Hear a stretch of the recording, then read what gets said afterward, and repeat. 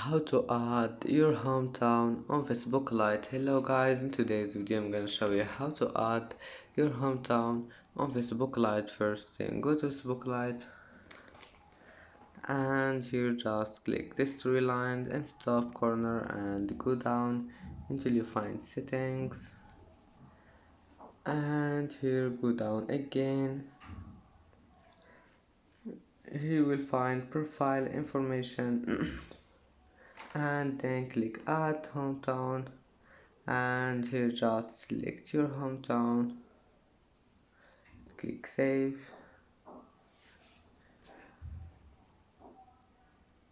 and that's it for today's video. If you like this video, please don't forget to like and don't forget to subscribe, and thank you for watching this video until the end, and now see you in the next video.